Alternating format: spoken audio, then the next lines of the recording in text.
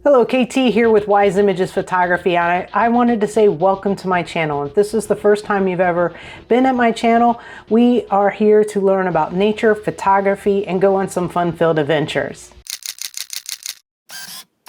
Today, I thought I would go ahead and start us off with this story, which is a little bit unusual than what I normally do.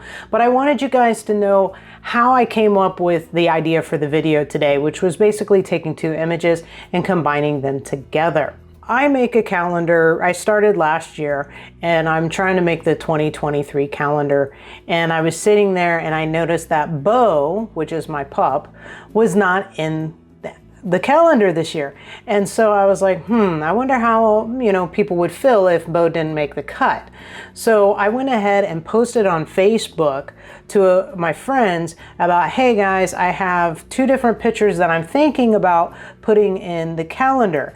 And so I said, do you guys want Winter Creek, or would you prefer Bo running through the snow?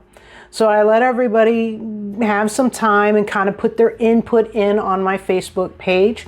And then after everybody put in their input, as much as everybody loves Bo, there were more, let's go with Winter Creek over Bo running in the snow.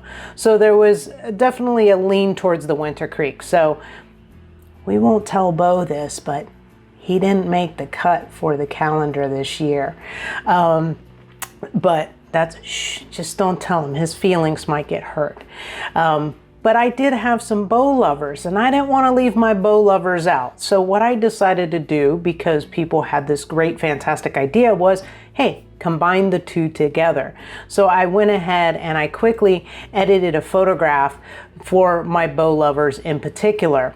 And what I noticed afterwards, after my father actually pointed out to me, I made a mistake. So I'm going to also show you guys how I fixed that mistake that I made in this particular image. So without further ado, let's get rocking and rolling. So I'm going to go ahead and show you guys the Winter Creek scene. I'm going to go ahead and jump over here to the Bo scene, because what I'm going to do is I'm going to go ahead and drag Bo over. I left clicked on my mouse and drag them over to the Winter Creek, and then I pull, and I'm still holding down on that left mouse button, and then I let go, and ta-da, there is Bo. But obviously that doesn't look right. So what I'm going to do is, whenever I combine images together, I always like to kind of drag the opacity down to about 50% so I can kind of see what's going on. Because in this image, what I'm going to want to do is I'm going to want to make Bo proportional to the creek. So I'm going to go ahead and hit Control T for transform. From here, I'm going to go ahead and go in the corner. I'm going to wait till it gets the double arrows on it, left click on my mouse, and then I'm going to drag down. And then I'm going to go ahead and move it over to where I want it. And then I'm going to do this again. Now Bo's a little guy and this creek's pretty big, so I'm going to go ahead and make him a little bit smaller. And then I'm going to hit enter. I think that that's going to be a good lineup right there. If you notice in the Winter Creek scene, there's a slight angle going down to the bank. Just like in the snow where Bo is running, there is that slight angle as well, because he's running on this mountain. So those two aspects of the picture definitely line up. So what I want to do next is, I'm kind of noticing behind Bo that there was, let me take him away. When I'm looking at the original picture, there's really not a lot of grass. But in his picture, there is a lot of grass. But I'm only going to be really pulling Bo out, so I'm not going to worry about too much of the grass, but I am going to take care of a little bit of it. But when I look at my primary background scene, there's a couple spots I don't like that are going to be by Bo. So I'm going to go ahead and take those out. So what I want to do now is, I'm actually going to go ahead and duplicate the background layer, because whenever I start making adjustments to my images, I like to duplicate the background layer, because if I make a mistake, I want to have the original. So I'm going to right click, duplicate layer. I'm going to hit OK. Now I have the background copy. That's where I'm going to start making my alterations. So now what I want to do is I'm going to go ahead and use the stamping tool. There are a different couple of tools that you can use, but we're going to use the stamping tool for this one because I think it's pretty easy to use. We're going to hit an S, and for the S, what you would do is you will go ahead and hit Alt. And actually, I'm going to go ahead and change the brush size because it's a little bigger than we really need. I can right click and I can adjust my brush. I can make it all the way really super big, or I can lower it down and make it super small. And that's about all I really need to get this blade of grass out. Now I can also adjust the hardness. I can make it very, very defined edge by putting it at 100%. Or I can even go ahead and soften the edges, which is what I like to do because it kind of gives it a nice fade. And that's what we're going to do here. So now that I've gone ahead and picked my size, now I'm going to go ahead and hit Alt, and then I'm going to go ahead and left click my mouse. Now that basically takes a sample of right around where I put my cursor. Now I'm going to go ahead and go up, and then I'm just going to go ahead and draw, left click on my mouse and go right over it. And you notice that it looks like it's gone. I'm going to go ahead and go down here. I need a little bit bigger of a S. Right click. I'm going to go ahead and make that a little bit bigger so that I only have to do one little sampling and one little spot, maybe just a couple spots. I think that looks pretty natural, so I'm going to go ahead and leave it. So now I've made all these adjustments. Notice I turned it off. Those two little spots show back up again. Turn them off. And voila. So that's why we go ahead and work on another layer and not the actual background layer. That way, if you did make a mistake, you still have the original. Next up, let's go ahead and click on layer number 1, which was bow. If you want to rename the layer, you can go ahead and double click on it, and I'm going to name it bow.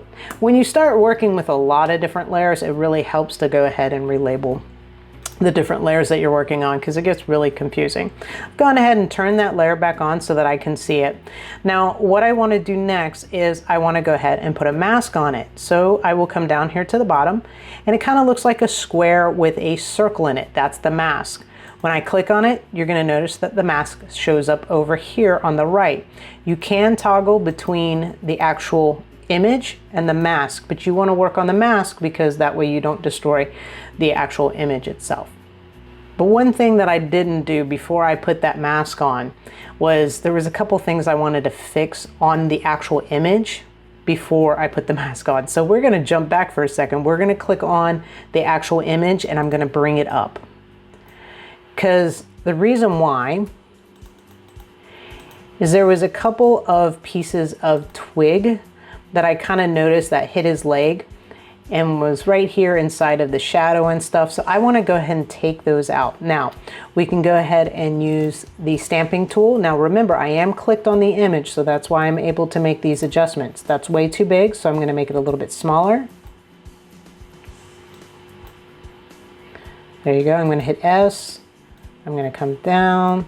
I'm going to also do it on the other side. Sometimes I like to do that because you don't want like a pattern showing up on your object. I'm going to go in line with his leg so that it kind of lines up there.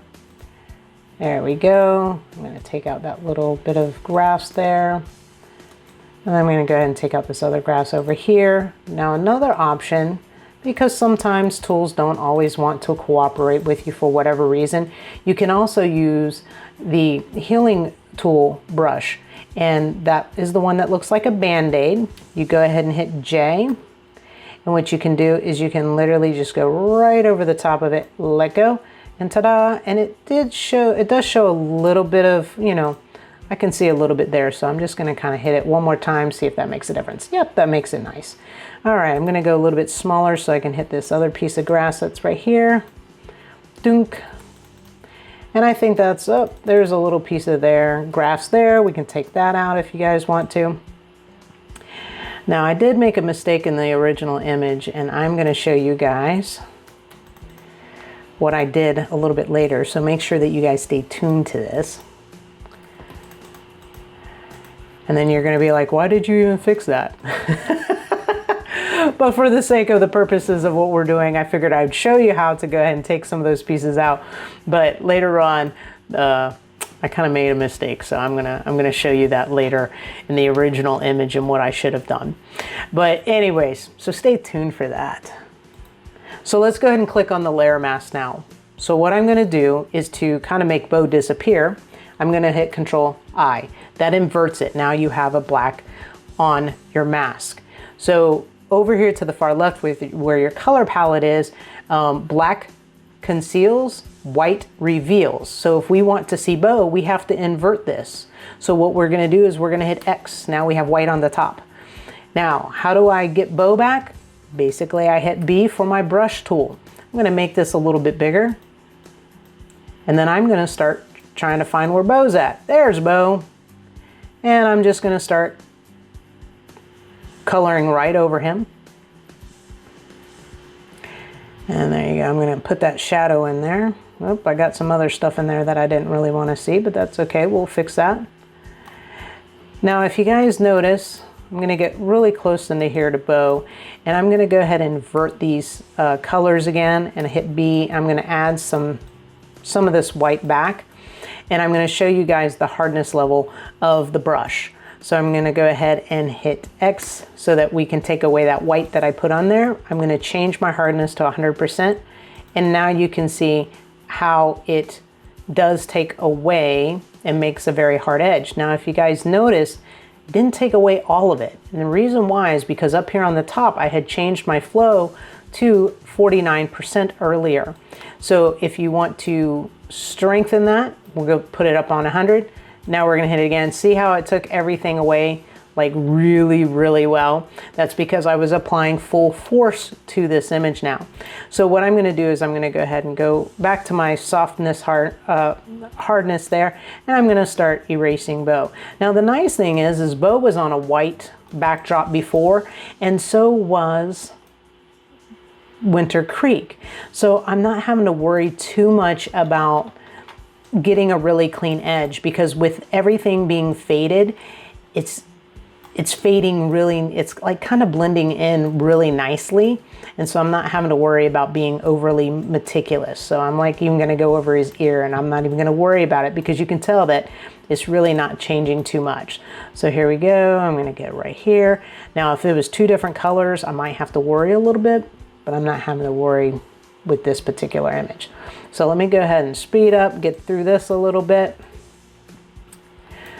There we go, make sure we see those there. See that little leg there? Doot, doot, doot. Now I didn't like this part here, so I'm gonna hit X, and I'm gonna go ahead and take that out. And I'm gonna go ahead and make that just a little bit bigger so I can kind of come in here. I'm okay with it being just a little faded there. There you go, right up there. Now I'm not gonna spend too much time on this, but basically, you know, I'd take out some of those little bits and pieces I didn't like. And then I'm gonna back out. And as you can see, wonder if that was, let me take, all right, so that was on the original, that little dark spot right there. I'm gonna hit B, I'm gonna go ahead and take that out.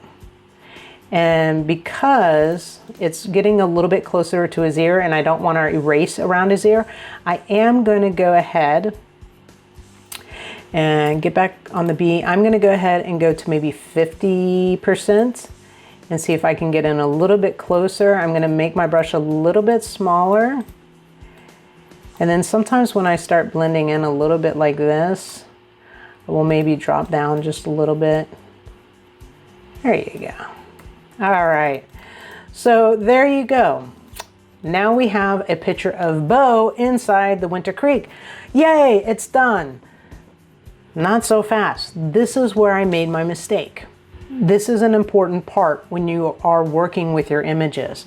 Looking at the two different images. What are the two different images saying to you? Because when I showed this to my dad's like, honey, why do you have a shadow on Bo? And I'm like, well, Dad, the light source is coming from the right and going into the left. And he's like, no, it's not. Look at the rest of your photo. And he was right. And normally this is something I pay attention to, but I didn't pay attention. Yes, in the original picture with Bo, yes, the light source was coming from the right and going to the left. But when you look at the original picture, I'll take Bo off. But when you guys look at the rest of the scene, there's no shadows. We're smack dab in the middle of a valley. No sun is really coming through harshly. So when I combined Bo with Winter Creek originally, I left the shadow in. And in reality, what did I need to do?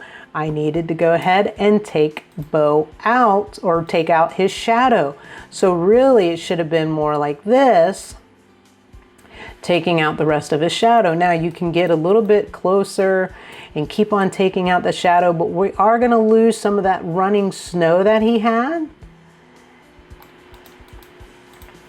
But this would have been a little bit more of a realisticness of him going and running through the snow.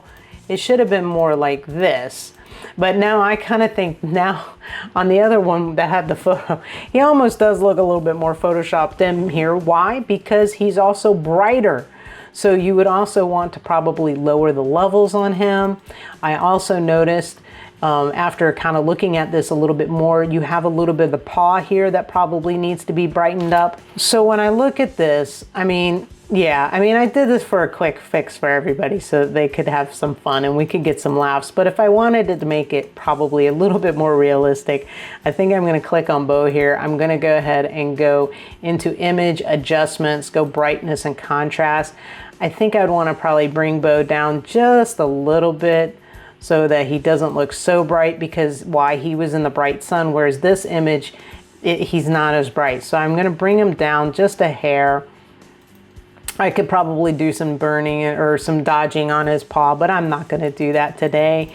But there you guys go. You have two different images combined together, and just one of those things to remind you of when you are combining images, or maybe you're taking something out, is to look at the entire scene to make sure that it is definitely matching up. So in this one, there shouldn't have been a shadow.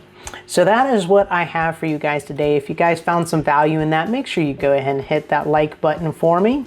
As always, I want to say thank you so much for tuning in. I really do appreciate it that you spent some time with me. Please make sure you subscribe if you haven't. Hit that notification bell so that way you don't miss any of the episodes that come up. And if you know somebody who likes learning about nature and photography and likes going on fun-filled adventures, please share this with them so that they can get the information and have some fun too. Until next time, see you later, alligator.